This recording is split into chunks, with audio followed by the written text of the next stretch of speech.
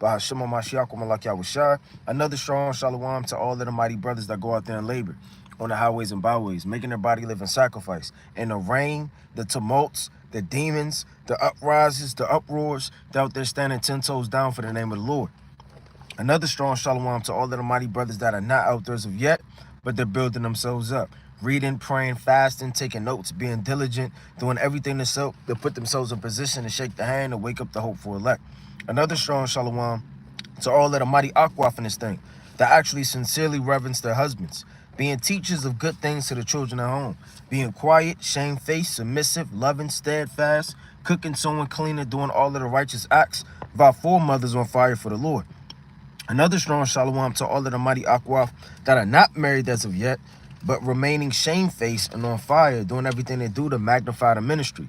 Another strong shalom to all of the mighty children, abstaining from all lust, concupiscence, and peer pressure, standing 10 toes down for the name of the Lord. And last but not least, another strong shalom to the whole entire nation, on fire, reading, praying, fasting, being diligent, doing everything they could do to magnify our King, Yahweh Bashim Yahushua, man. Right, it's going to be a breakdown or subtility. Right? And this thing will get you out of anything. If you know how to be subtle in the right times, during the right environments, speaking the right things, knowing how to move in any situation, hey, this thing will save your life, man. A lot of people don't know how to be subtle. Through subtlety, you can overthrow a kingdom, man. Through subtlety, you can save somebody's life. Through subtlety, you can understand and perceive when things are crooked, evil, perverse. Right, through subtlety, man, it could do a lot through your spirit, man. Now, I want to kick it off through the spirit on the book of Judith, right, chapter 12, and I'm going to start at verse number 13. Now, and it reads, Then when Bogus, right, was present of Holofernes, and came to her and said, Let not this fair damsel fear to come, my lord, and be honored in his presence, and drink wine, and be merry with us, and be made this day one of the daughters of the Assyrians. Do you think Judith wants to be one of the daughters of the Assyrians, man? You think that was her sole purpose while she was born?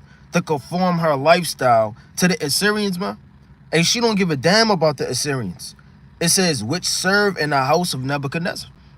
That's not her mindset, and her chief joy is to adapt and associate herself with these heathens. It says, Then saith Judith unto him, Who am I now that I should gainsay my Lord? Surely whatsoever pleaseth him, I will do speedily, and it shall be my joy unto the day of my death. Meaning she knew how to move. Her sole purpose, even joining with these heathens in this feast, was to get what? Holofernes drunk, so that the very next day she may cut his head off, man. That's subtlety. A lot of people can't see past the damn street. They can't see past the tunnel. They can't see past, right, that specific situation, conversation, or environment they're in. You have to see the long goal in this thing, man. Hey, yeah, we're going to have death. We're going to have to be beheaded. We're going to have to be beat with stripes. We're going to have to be in prison. Hey, but we see the long goal in that, man, the kingdom of heaven. Yeah, you might have to, lie on your application, sit through 3 processes, and then a so-called application process. Hey, but your goal is to get what? That job. You have to be able to see a long term and be able to do that, man. It says, So she arose and decked herself with her apparel and with her woman's attire. And her maid went and laid soft skin on the ground and against Holofernes, which she had received against Bogus, for her daily use, that she might sit and eat upon them. Now when Judith came and sat down, Holofernes, his heart was ravished with her. So she allured him with what she put on, her pleasant beauty. These things allured his mind. It says, and it ravished with her, and his mind was moved, and desired greatly her company, for he waited a time to deceive her for the day that he had seen her. I'm going to read that again. And he desired greatly her company, for he waited a time to deceive her. So the same way she's being subtlety and using subtile with him, he's doing the same thing with her. And that's spiritual when you think about it. Same when you laugh in Esau's face and shake his hand and, oh man, my weekend was good. I spent time with the family. Whole time you was shaking the hand against the heathens and the enemies. Right? He don't care about your weekend. He don't care about what's going on. He's being subtle so you don't go up to the hierarchy, so that you're treated fair in the workplace, man. So you have heathens. They're subtle too on the left-hand side. Don't think Esau loves you, he likes you, or he cares about you, or gives you a chance. And she perceived that. Verse 17. Then said Holofernes unto her, drink now and be merry with us. So Judith said, I will drink now, my lord, because my life is magnified in me this day more than all the days since I was born. And we know that that's a lie. We know that this wasn't her chief day to be getting wine and chilling with the heathens of all the days of her life. Hey, Judith was a mighty woman, man. You understand? She had a husband. She did the work of the Lord. She prayed. She stood up for the nation. She did many wonders for works, many women's works, right? She was with the maidens. She did a lot of chief things that put her in honor in the face of the Most High. So why would this be the day that is over all days of her life? But she's being subtle in the whole time. Verse 20, and Holofernes took great delight in her and drank much more wine than he had drunk at any time. And that's the spirit of like somebody on the left-hand side, a shyster, trying to get you drunk. Hey man, here's another beer. Here's another drink. Whole time they want you to get drunk so they can take your wallet. Or man, here's another drink. Here's another drink. Trying to get that woman drunk so we can take advantage of her, man. Hey, she was wise on the right-hand side to where she could perceive, okay, I'm going to have his heart to be merry. I'm going to have him to be ravished in his love and however he feels so that I could get him to be what? Out of it. Delusional. Sleep. So what happens the very next day? Chapter 13 verse 1. Now when the evening was come, his servants made haste to depart, and Bogus shut his tent without and dismissed the waiters from the presence of his lord. And they went to their beds, for they were all weary because of the feast had been long. So she, the whole time, Judith isn't getting drunk. She's in the feast, watching Holofernes get drunk, be merry, laugh, joke, be in mirth, and the whole time she plotting. The whole time her mind state is for her people, to deliver them, to kill the heathen, to uplift Israel. And you have to do long subtlety and strategy sometimes, man. A war isn't won in 30 minutes. A war isn't won in sometimes in a day, man. A battle may be won in a day. A battle may be won. A conversation may be had. But war takes months sometimes. Look at the so-called white man in Afghanistan, Iran, Iraq. That was years of strategizing and war tactics under George Bush and his senior, his father, man. So these things are long-time wars. Didn't it say in the book of 2 Samuel 3 and verse 1? And it was a long war between the house of David and the house of Saul. So war isn't 3 seconds. Sometimes you have to strategize with subtlety, tactics, using discernment to get what you want to win the war in the battle. Now what happens? Let's jump straight to the point, verse 5. For now is the time to help thine inheritance, and to execute mine enterprise to the destruction of the enemies which are rising against us. Then she came to the pillar of the bed, which was at Holofernes' head, and took down the function from thence, and approached to his bed, and took hold of the hair of his head, and said, strengthen me, O Yahweh, God of Israel, this day. And she smote twice upon the neck with all her might, and she took away his head from him. So her whole mentality when she was sitting up there at the feast was, I'm going to kill this man. I'm going to uplift my people. Call Lord Yahweh Bashem Yahushua. So you have to be in the truth with a mindset to where you're subtle like David, subtle like Judith. And you could be subtle in your marriage, man. You know what? I'm going to leave this alone. She got it. You know what? I'm going to leave it alone. He got it. Because a hot spirit, a hot mind, somebody that doesn't seek counsel, somebody that's quick to lean on their own understanding or not use discernment is going to be a man or woman that's going to be surely put to death, man. Let's go to the book, right, of Genesis, chapter 32, verse 13. And discernment to get you out of anything. Let you get pulled over by the police. Hey, Esau. Right, and you just start talking trash, man. Next thing you know, you got a club on your neck. And you're in the backseat of a squad car. All because you have no discernment. You know, Esau may come, what is that? Is that a religious staff in the back? No, it's my grandfather's cane. You know, is there anything else I can help you with? I'm in a hurry to get home to my family. Next thing you know, you peeling off and you out of there, man. But without discernment and being prudent, You're liable to say anything out your mouth. You're a hot wire, right? Let's go to the book of Genesis, chapter 32, and verse, right, number 13. And it reads, remember, Salaki. Let me get this quick precept. Genesis chapter 32 and verse 13, and it reads, and he lodged there the same night, and took of that which was come to his hand a present for Esau his brother. So Jacob's being subtle. He's taking a present for Esau. Now, you can't say, well, man, Jacob sold out, or he knows he wants your life, and what are you doing? Why are you taking a present for your brother Esau? You know he's seeking to kill you. Sometimes you play the 50, man. You sit there, okay, let me see if he's going to lie to me. You know, what's going on, man? Yeah.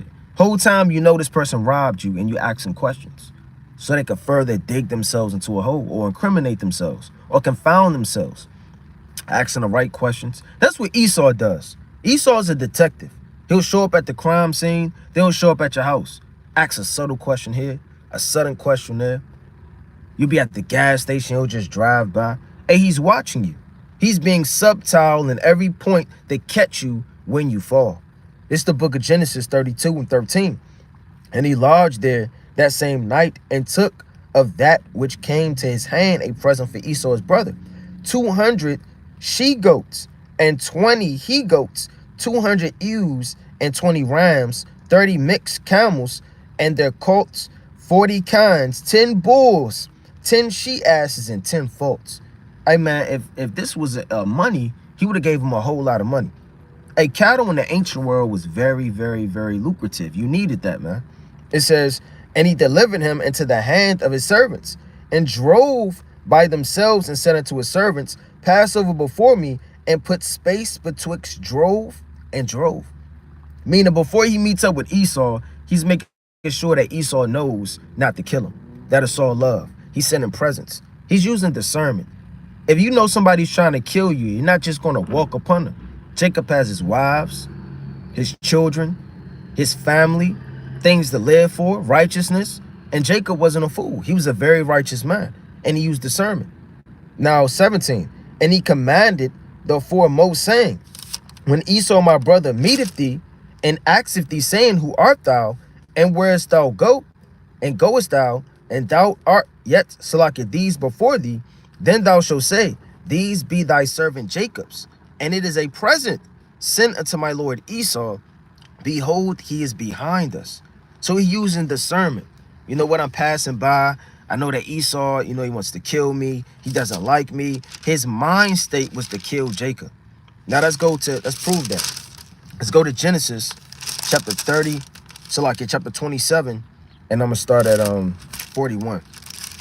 And it reads, and Esau hated Jacob because of the blessing. So Jacob knew that Esau hated him and sought blood and vengeance. So when he came across Esau passing by, he used discernment with presents, gifts, smiles. There's no account of Jacob really loving Esau, man. Wasn't he beating him in the womb? Wasn't they going to be separated from their bowels? No matter how much somebody could like somebody or even feel a connection, the Lord and his preeminence and his what's the word? Salakia. Let me get this quick precept. I want to get this quick point in Ephesians. It's Ephesians chapter 1 and 4. According as he had chosen us in him before the foundation of the world, that we should be holy and without blame before him, having predestinated us. So the Lord predestinated Jacob. So no matter how and what was going on, they will always be separated. And he knew that Esau wanted to kill him. It says, verse reading on, his father blessed me. And Esau said in his heart, the days of mourning for my father are at hand. Then will I slay my brother Jacob. And these words of Esau, her eldest son, were told to Rebekah. And she sent and carried Jacob, her younger son, and said unto him, behold, thy brother Esau, as touching thee, doeth comfort himself, proposing to kill thee. So from all the way from Genesis 27, why is Jacob sending presents in Genesis 32? Because he's a step ahead of the game. He's wise. He's on top of it already, man.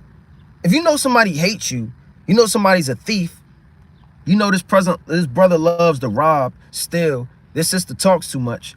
You know, this little child is a thief, or this little child is disrespectful, or whatever situation going on, you got to be 2 steps ahead of that through discernment.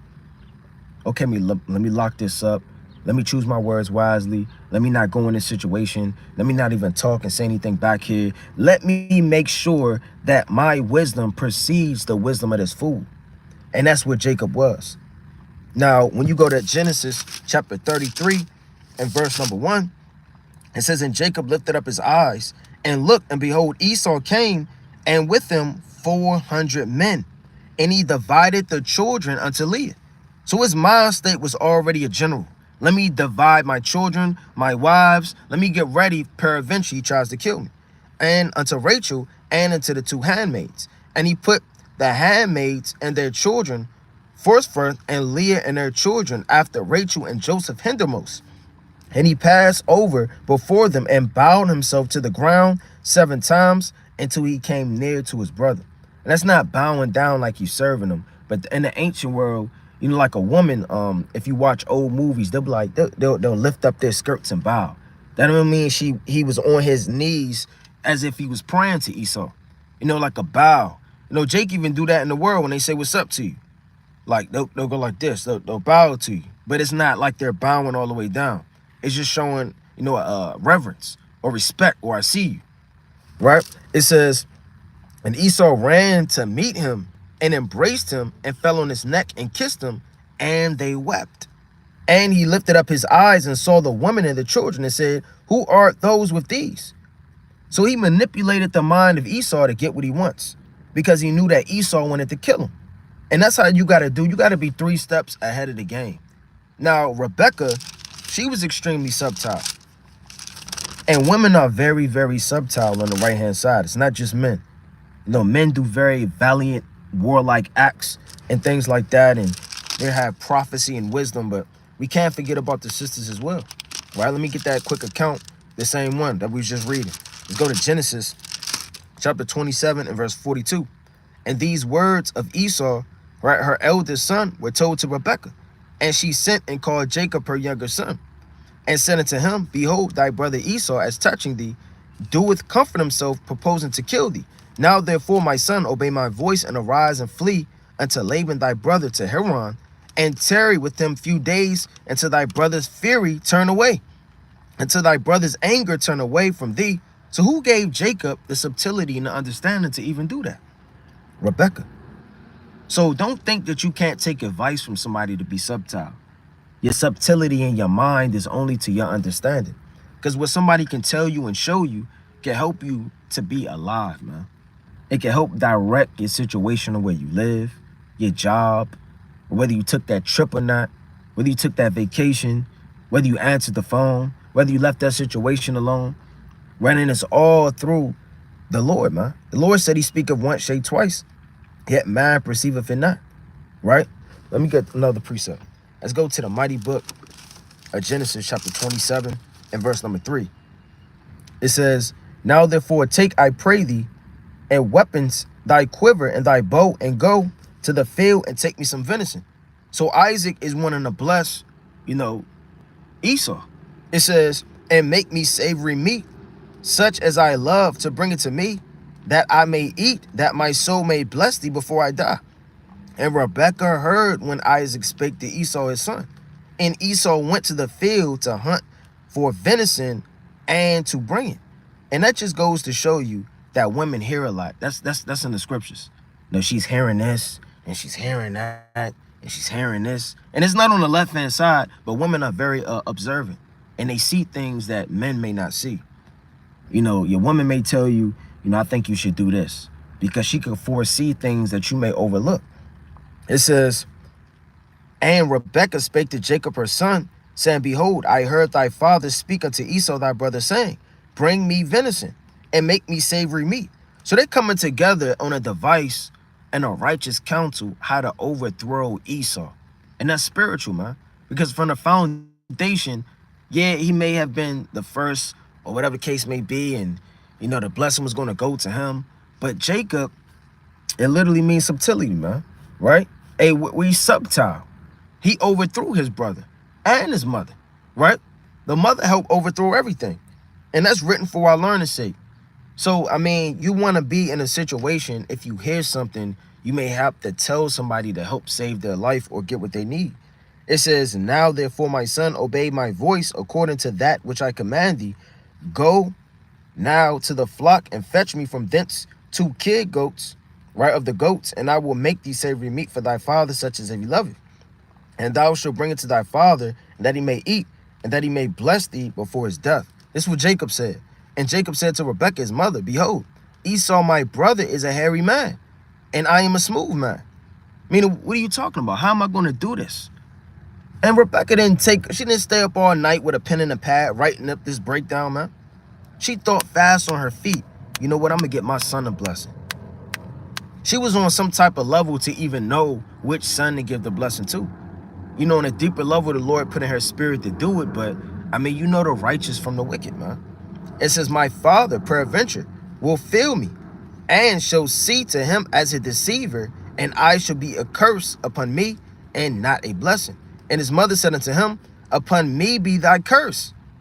My son, only obey my voice, and go fetch me them. So she said, look, I'm going to take all the blame. I'm going to take all the curse. I'm going to take all the backlash. Just go in subtility and do the thing that I say.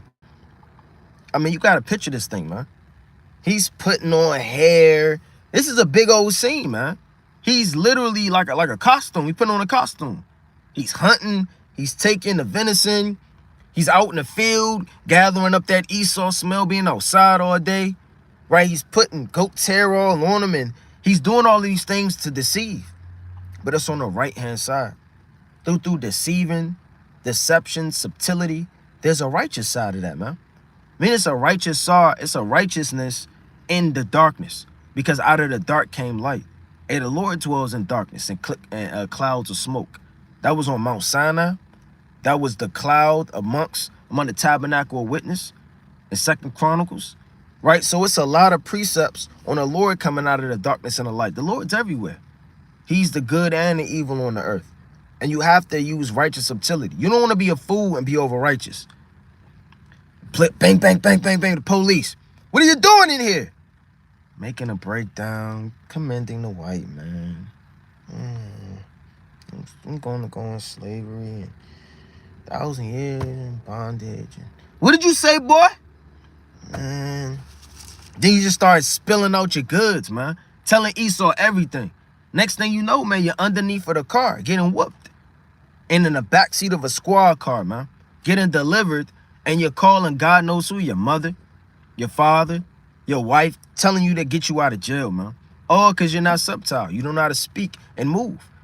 And through subtility on the left-hand side, Eve got overthrown, and the kingdom got translated from Adam into the children of men. We had the kingdom, huh? We had literally the fruit. We had the understanding. We had the tree. We had everything that was good for man. That's why through counsels, subtility, that's how you overthrow somebody, man. And we have to be subtile in this society, man, something serious, to be able to survive it, right? Let me get this next precept. Let me go to the book of 1 Samuel, chapter 19 and verse 11. 1 Samuel, chapter 19 and verse number 11. And it reads, it says, so Saul also sent messengers unto David's house to watch him and to slay him in the morning. And Michal, David's wife, told him, saying, if thou save not thy life tonight, tomorrow thou shalt be slain. So David's in betwixt two. I mean, what is he going to do? Is he going to be slain? Is he going to be over righteous and be slain? Is he going to fight Saul and be in sin? Sometimes in the scriptures, you may feel like there's a gray area. It's not black and white. Do I sin? I mean, I don't want to sin. I don't want to sin against God, but I don't want to overthrow myself. I mean, what do I do?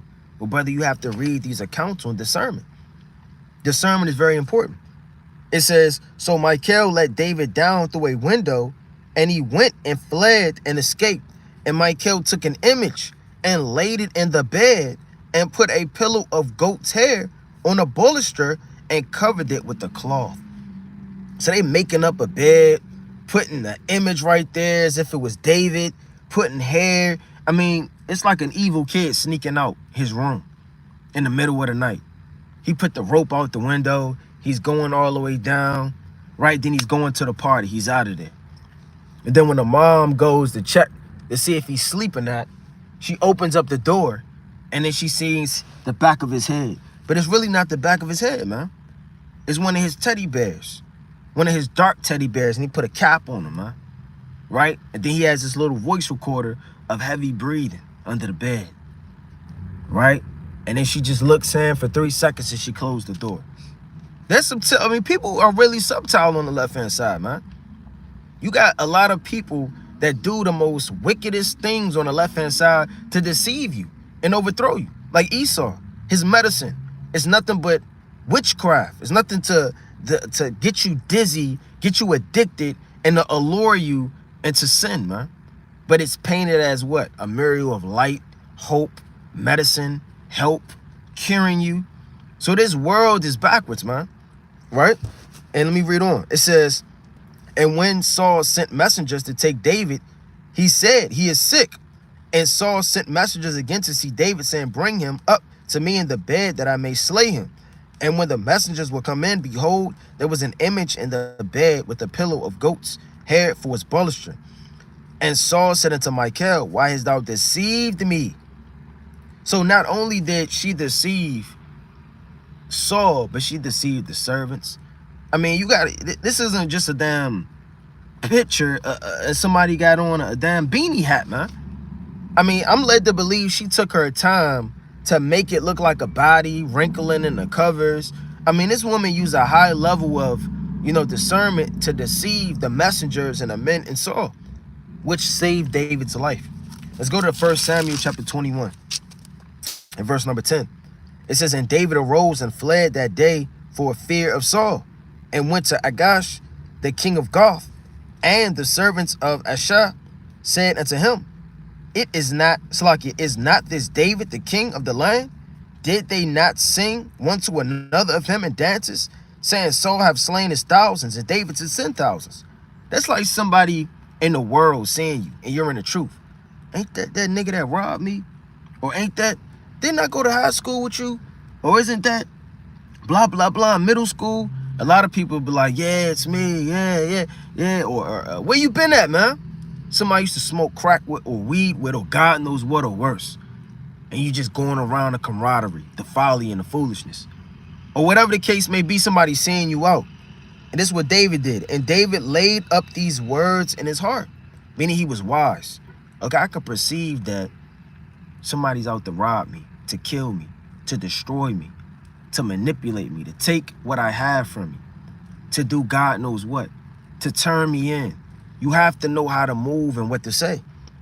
So he laid them up in his heart and was so afraid of Agash, the king of Gath, and he changed his behavior before them. So sometimes you got to change your behavior. And sometimes on the right-hand side, you got to be like 3 different people.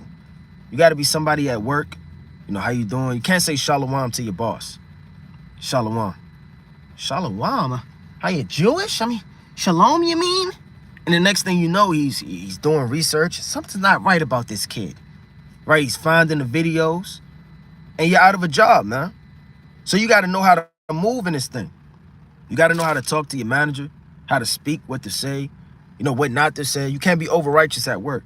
I mean, when I first came into the truth, I was telling everybody, man. And it was one time I was in the break room. I was talking to one person. And that's why experience teaches you wisdom, because I'll never do this again. And it was years ago. I'm in the break room. I'm talking to one person about the truth. And they disagreed with something I said. I don't even remember what it was about. But they had a Christian mindset. I said something, to confound what they brought out. Somebody all the way across the room said, that's not true. Damn, I'm like, what? I'm looking around. Who the hell was that, man? He emerged out of nowhere like a damn dolphin out the water. And the back, that's not true. And then this old lady used to just be in everything. She walked in on her break. What's going on? She had a cup of coffee in her hand, and next thing you know, it turned into a damn group discussion.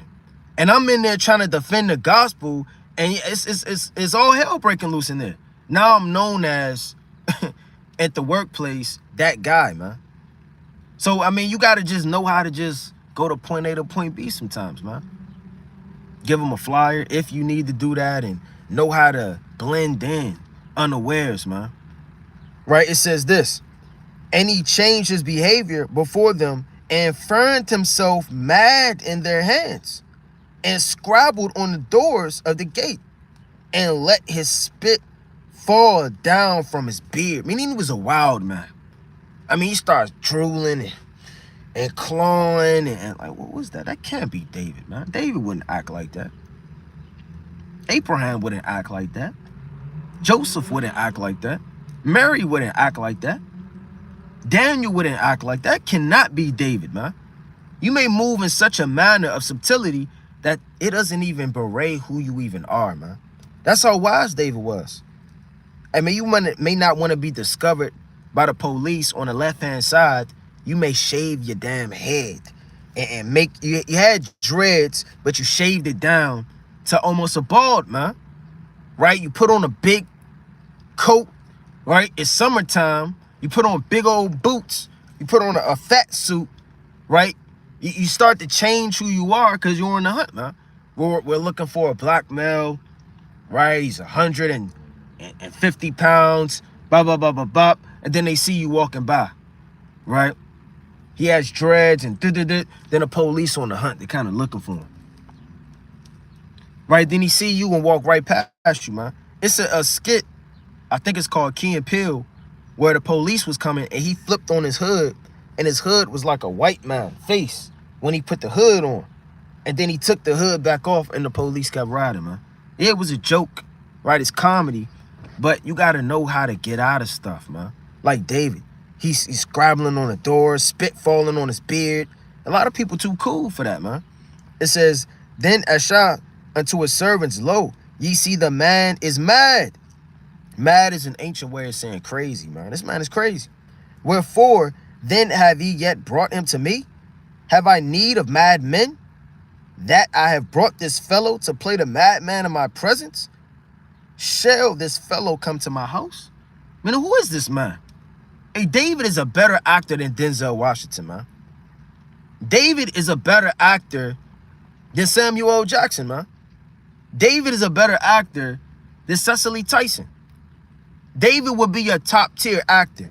You got acting lessons and people are coming in. Okay, let me see. Be a gangster. And then he's sitting up there, he bagging up his jeans, he walking a certain way. Next. Be a gangster. Then they just sitting with the pirate hat on, man, like in Martin. Be a gangster. Next thing you know, somebody's trying to, next. Let David come in the room, man.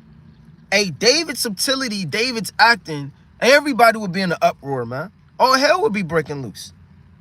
It says, have I need of madmen? Meaning this man, David must have been so mad, right, that he just overthrew this man's understanding, man. Let's go to the book, right?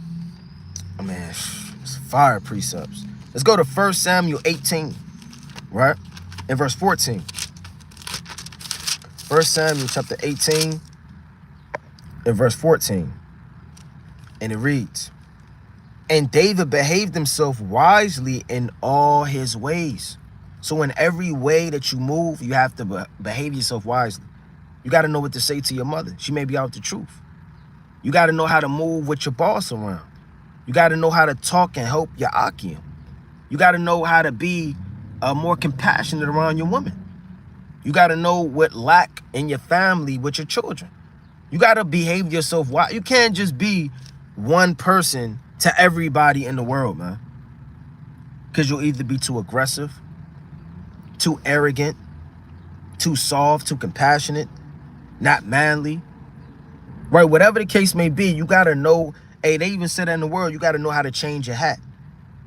Meaning you put your construction hat on, you put your dad hat on, you put your husband hat on. You got to behave yourself wisely in all type of situations. Reading on. Wherefore, when Saul saw that he behaved himself wisely, that's not talking about David didn't burp out loud. And David didn't, when he passed gas, he said, excuse me. It's not what that's talking about, man. He put a bib on before he ate.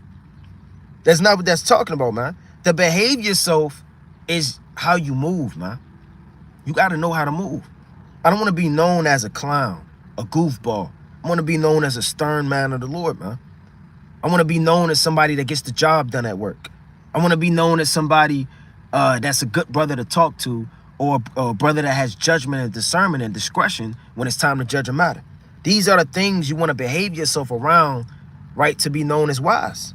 It says, wherefore when Saul saw that he behaved himself very wisely, he was afraid of him, huh? So just being what's the word? Subtle, people could be afraid of you, man. Because there's no telling what you could do. Let's go to the book of 2 Samuel chapter 10, right? In verse number 2. I'm going to start at 1. And it came to pass after this, that the king of the children of Ammon died, and Haran his son reigned in his stead. Then said David, I will shew kindness unto Hanan, the son of Nashah, as his father shewed kindness unto me. So yeah, David, he slayed the enemies. He hated Esau. He hated Ammon. He hated Moab. He hated Ishmael. He was the chief man of the Lord. And he even said out of his own mouth, do not I hate them, O Lord, that hate me. So why is David trying to sin, right, and show kindness unto this heathen, man? Because sometimes you got to show kindness in certain situations, right? It's okay at work to entertain the conversation, man. That's how you move up.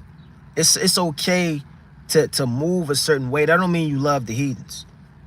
That don't mean when you get home, you put George Washington, you put a billboard up, right? And you start looking at all your money, USCS Grant, Jackson.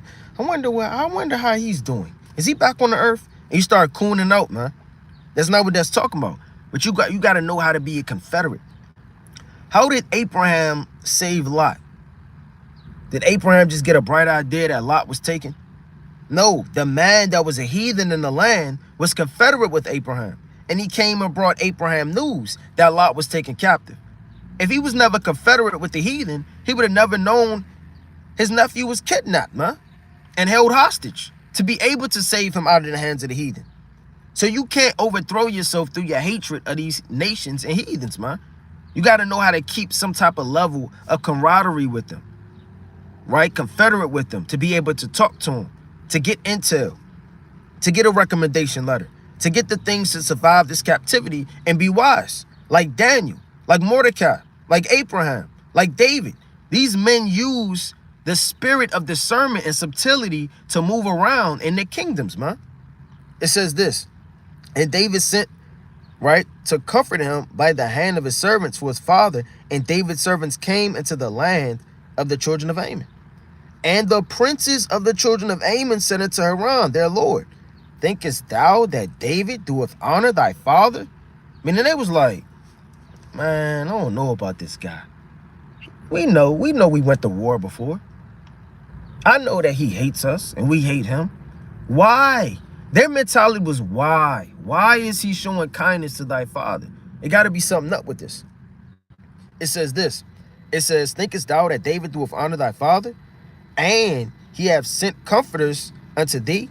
Have not David rather sent his servants unto thee to search the city and to spy it out and to overthrow it? So these heathens, they were looking at David like, man, I don't know if I should trust him.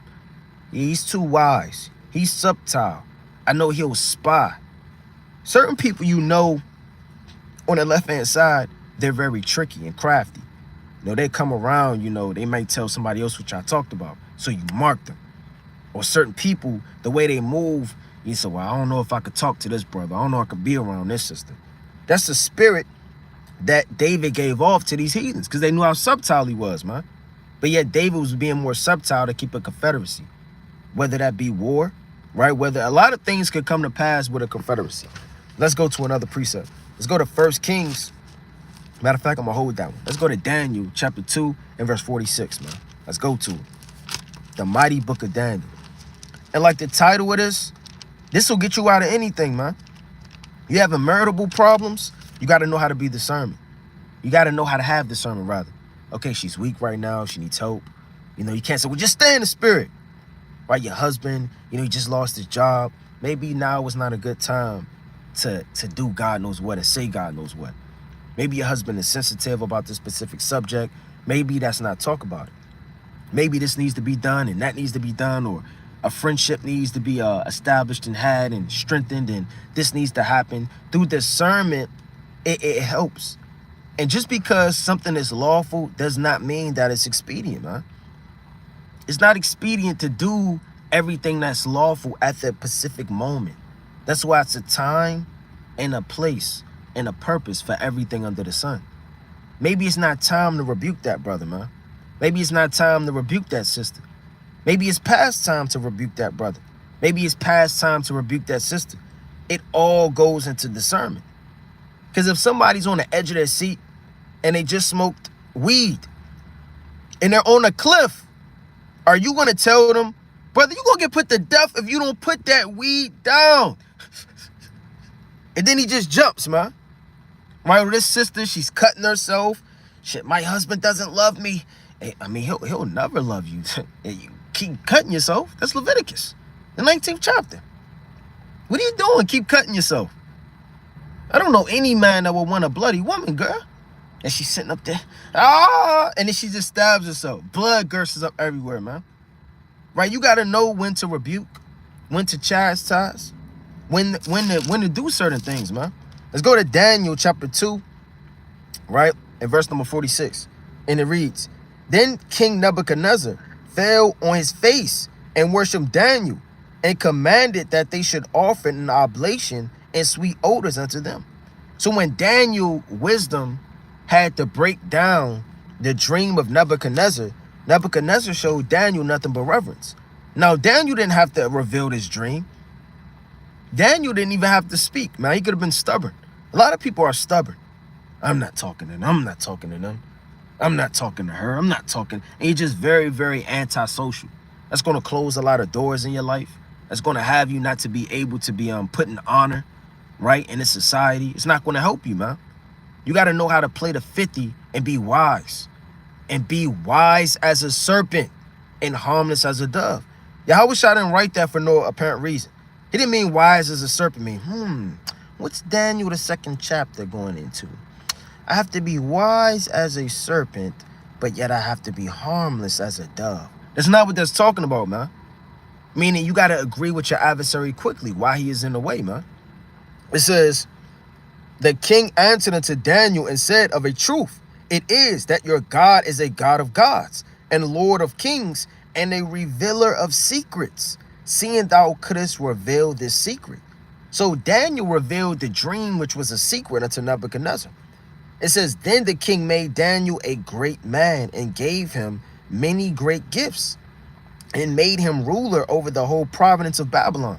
What happens in a society? I don't know if brothers and sisters ever seen the movie Saul. It was a movie where it was this woman.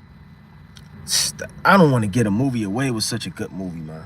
If you haven't seen the movie Salt, where I believe it's Angela Jolie, you got to go watch that, man.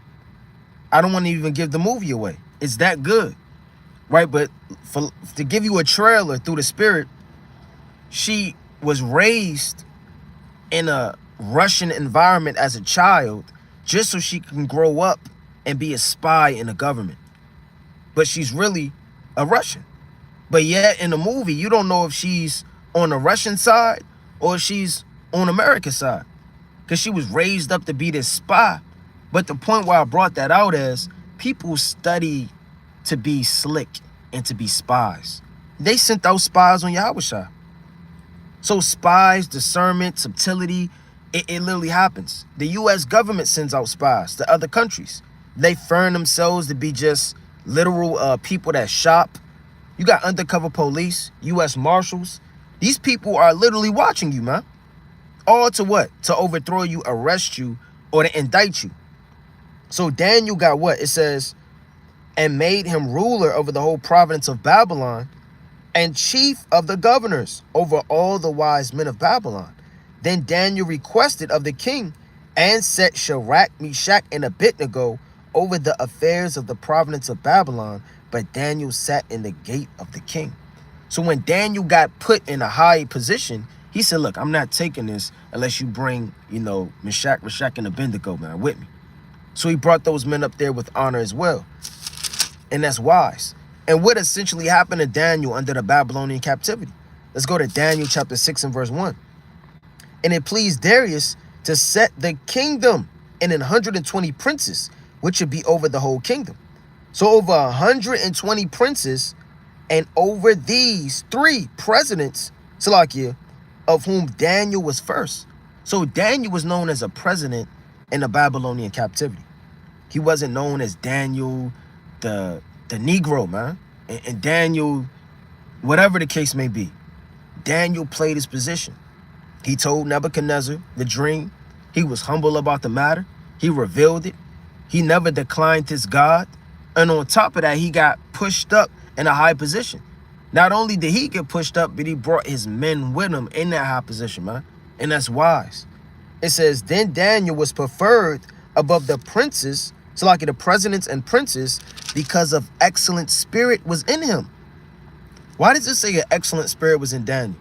On one fold, it's talking about his knowledge of the Lord. But another fold, it's an excellent upbeat spirit that was in Daniel. Daniel wasn't walking around moping all day, mugging the heathens, angry, pissed off, overthrowing tables, smacking people. He wasn't moving around and wearing his emotions on his shoulder. When you wear your emotions on your shoulder, that could overthrow everything, man. Your boss, is everything okay? Everybody walking by, man, what's up with him?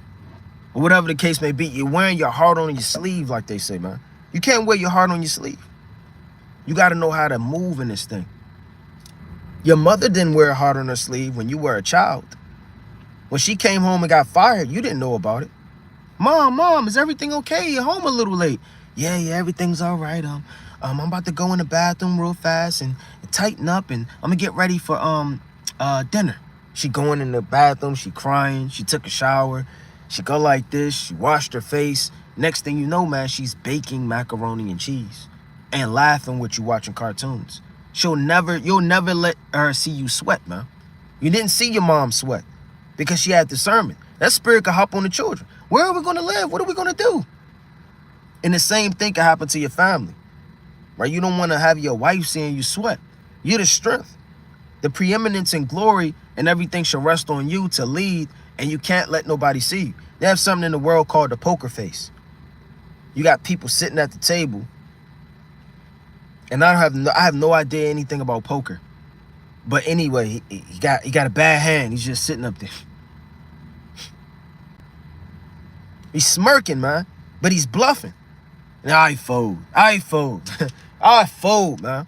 Next thing you know, man, he got 2 chickens and a duck, right? He don't even have the cards with the numbers in them, man. He got his children's play cards in his hand, man, right? Next thing you know, he slaps it down. He wins the $1 million, man. You got to know how to move, right? Let's go to the mighty book of Nehemiah, right? Matter of fact, yeah, let's go to Nehemiah. Nehemiah chapter 2. Because how did Nehemiah get to leave? Nehemiah was a cupbearer, man. And being a cupbearer, he was very close into the king. Now, whether he was a cupbearer by choice, or whether he was a cupbearer by force, that's a deeper, breakdown. But, nevertheless, Nehemiah put himself in a position to be right under the king to mope in his presence so that the king could inquire what's going on, that he may leave and go to Jerusalem. That's just class A beauty, man. It's being wise. Sometimes you can't directly ask your mother or your wife or your husband anything. You have to be sad in their presence. I mean, what if your wife want XYZ? I know my husband is going to say no, but if I just have a sad countenance, maybe he's going to ask me what's wrong. He's going to hug me.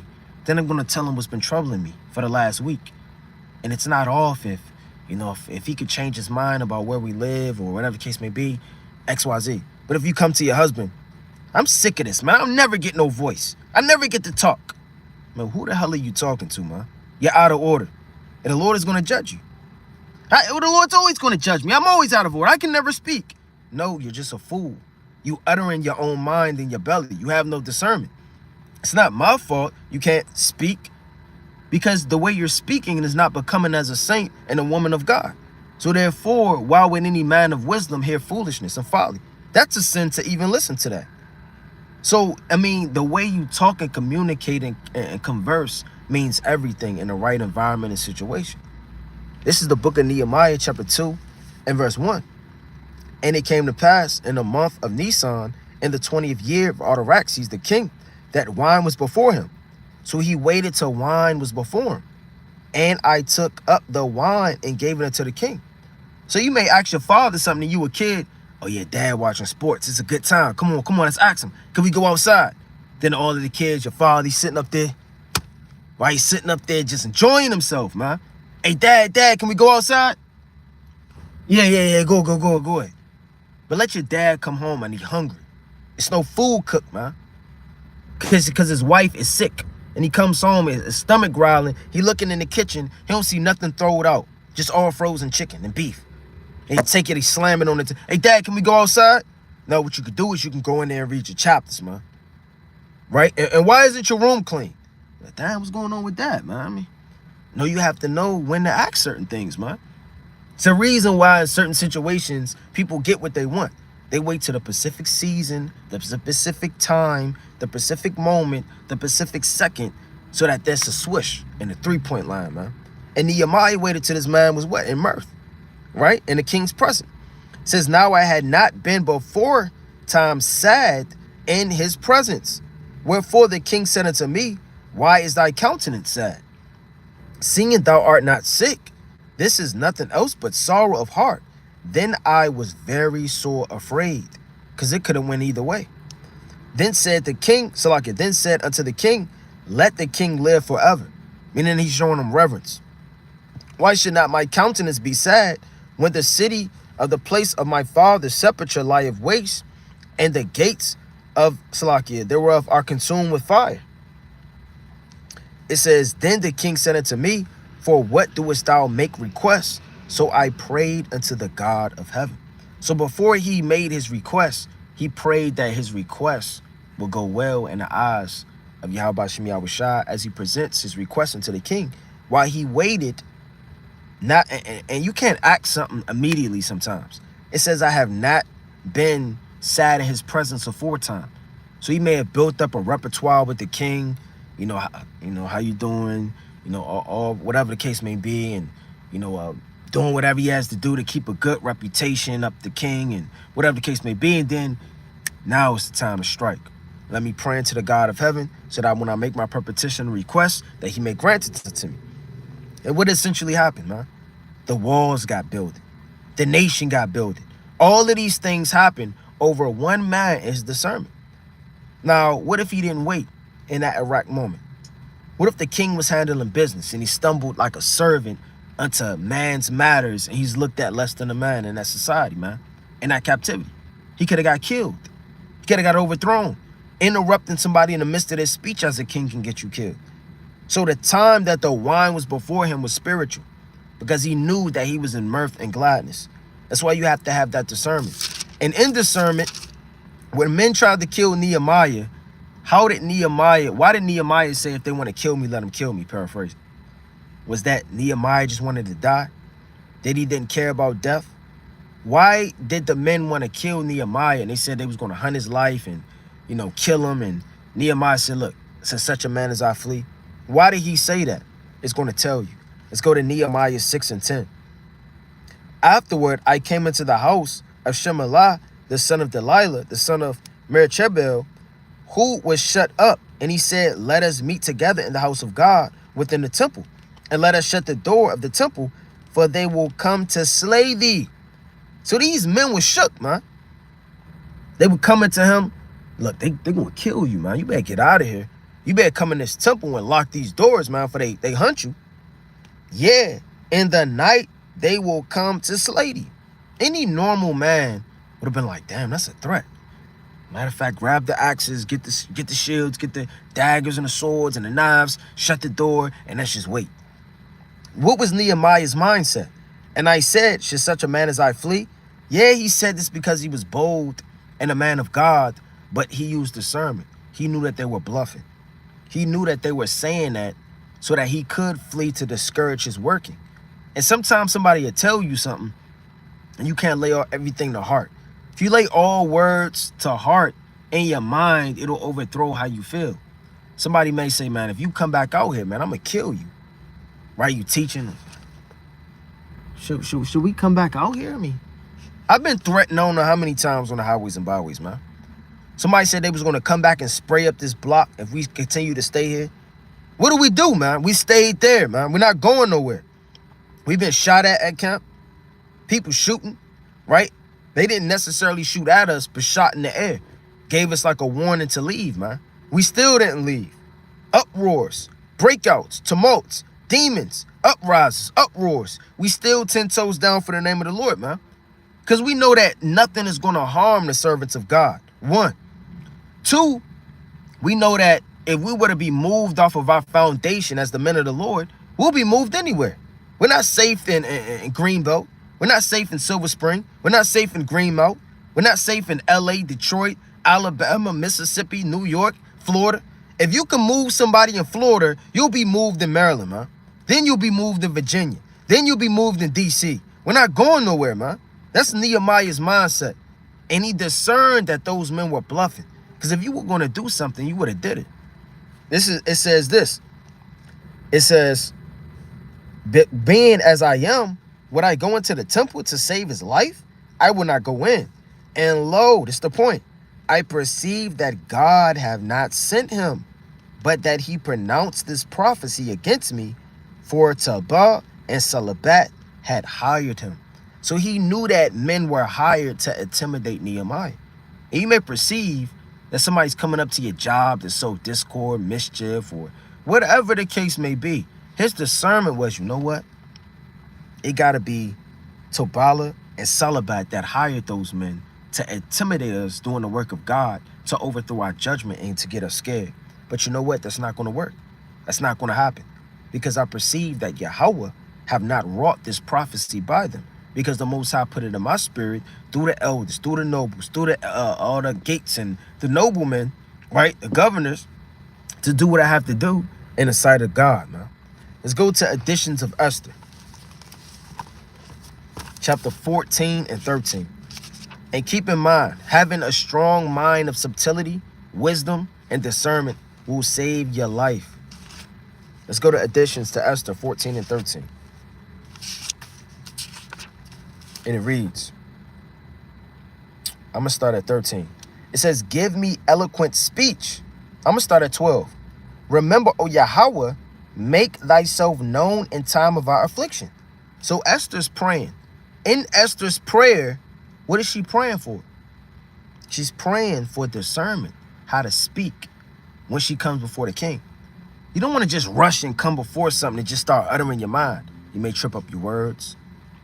You may not say things that are comely. You may say things you should have kept secret. You start to utter cheap things that's supposed to be hid. You start to talk too much. You start to break down names and people and start to incriminate yourself or dig yourself into a hole with a lie or God knows what else. So she knew to pray before she came before the king. It says, give, Salakia, and give boldness, O king of thy nations, O Lord of all power. This is the point. Give me eloquent speech in my mouth before the lion. Turn his heart to hate him that fighteth against us, that there may be an end for him, that all that are likened, right, so like you're like-minded to him, but deliver us with thy hand and hope that I am desolate, which have no helper but thee. Thou knowest all things, O Yahweh. Thou knowest all that I hate, the glory of the unrighteous. So when Esther is praying to the Lord, she's praying that the Lord gives her eloquent speech, overthrowing the enemy's mind, the heathen, his kingdom, all for what? We're about to read about it. Now, Esther, there's no account of Esther slapping the king, Esther bucking up, Esther saying, I don't want to be here, I'm an Israelite, and she's screaming. And Esther tells you that she had to play the part of this situation, man. It says, knowest that I hate the glory of the unrighteous, and abhorred the bed of the uncircumcised. So Esther said, I hate the bed of the uncircumcised. Meaning she hate laying in the bed with the king. She hate waking up around the king, being around the king, smiling around the king. She said, I hate the bed of the uncircumcised. So that just goes to show you that, look, Lord, you know I hate this, but I got to put on a smile. I got to wear ancient and royal apparel. I got to put on sweet odors and make myself comely in the eyes of the king. But thou knowest, O Yahweh, Bashem Yahushua, that I hate this king. I hate the bed of the uncircumcision, man. I hate his wickedness. I hate this kingdom. But she had to act a certain way in this kingdom to survive. That's what it is, man. A lot of our foremothers, our forefathers, they got slapped, beat, raped, spit on, so that our children and their children can have a chance. And they did it so they can have enough money to survive, to take care of their children.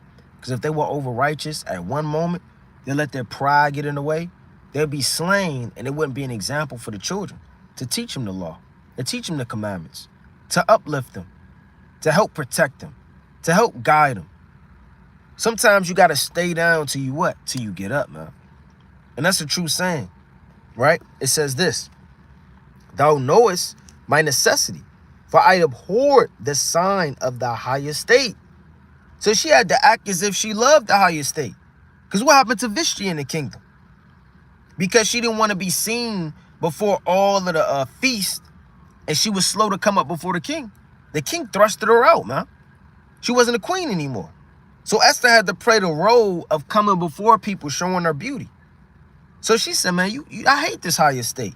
But she had to act as if she did. She had to move in a kingdom to where it wasn't her kingdom, it was another kingdom.